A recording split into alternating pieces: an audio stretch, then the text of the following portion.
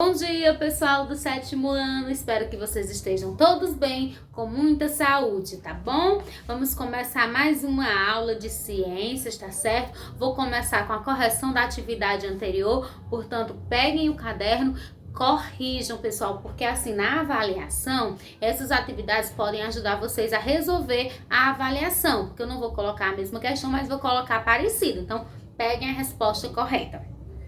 Na atividade anterior, a primeira questão diz assim: quais as principais características das plantas? Elas são pluricelulares, formadas por várias células, não é isso? Eucarióticas, que têm membrana nuclear, e autotróficas, porque produzem o seu próprio alimento. Mas na resposta você coloca só assim: pluricelulares, eucarióticas e autotróficas, tá bom? Segunda questão: cite os nomes das estruturas que estão presentes somente nas células vegetais, ou seja, das plantas. Parede celular, vacúolos, plastídeos ou plastos e clorofila, tá certo?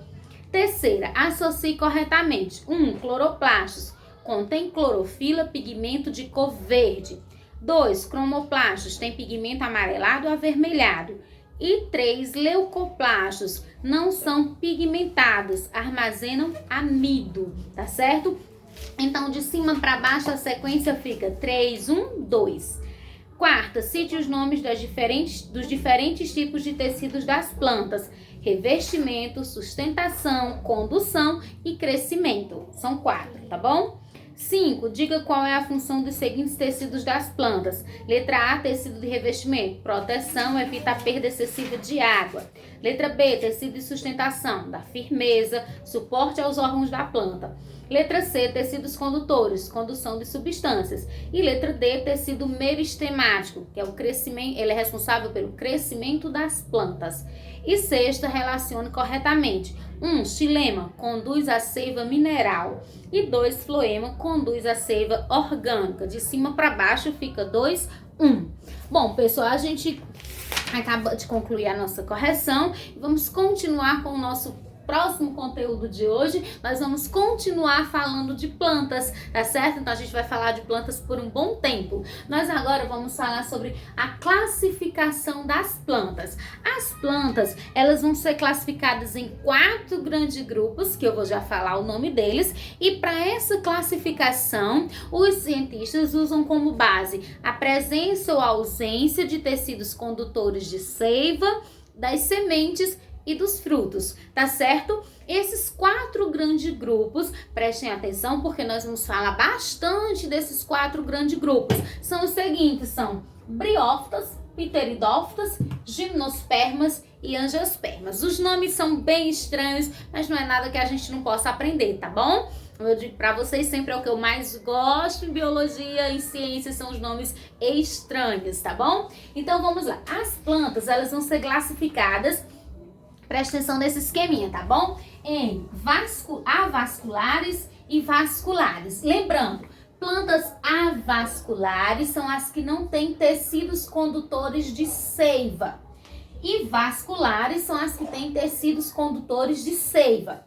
As vasculares, que são as que não têm tecidos condutores de seiva, vão ser as briófitas, que são plantinhas pequenininhas, que eu não vou falar muito sobre elas, porque a gente vai falar bem mais sobre elas na próxima aula.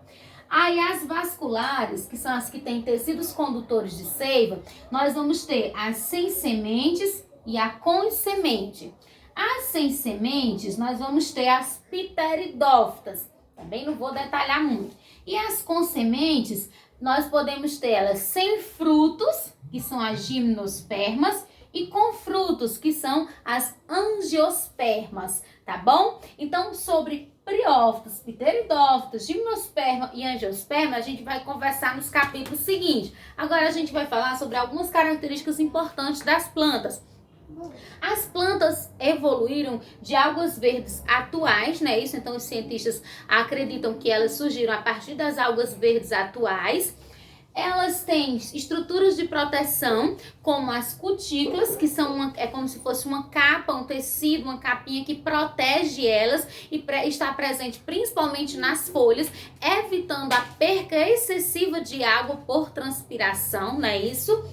E as avasculares, que são essas aqui, né? Por elas não terem um tecido que conduz as substâncias, as substâncias, por exemplo, a água e os sais minerais, passam de uma parte da outra, de uma parte da planta para outra parte, através de um processo chamado difusão, que passa de uma célula para outra. Por exemplo, imagina que aqui são duas células da planta, elas ficam próximas, aí a água que está nessa passa para essa, que passa para a próxima, que vai passando. E assim a água e os nutrientes vão passando de célula para célula num processo chamado difusão. Lembrando que isso acontece nas plantas avasculares, que não têm tecidos condutores de seiva.